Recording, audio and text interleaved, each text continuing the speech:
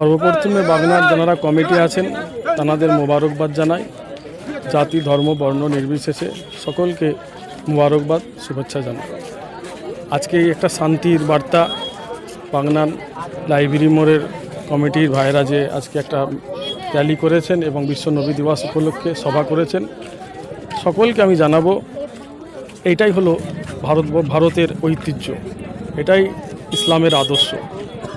লাকুম দিন ওকুম ওলিয়া দিন, আমার ধর্ম আমার কাছে পবিত্র, আমি আমার ধর্মের মসজিদ আমার কাছে পবিত্র, হিন্দু ভাইয়ের মন্দির তার কাছে তানার মন্দির পবিত্র, খ্রিস্টানের চার্চ তানার কাছে তানার ধর্মস্থান পবিত্র।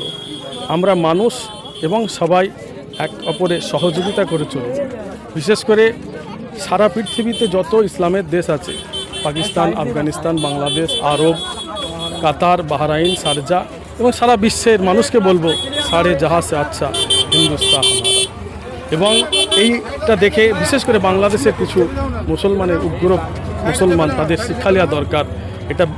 এটাই হলো বিশ্বনবীর আদর্শ, এটাই হলো আমার ভারতবর্ষের ঐতিহ্য।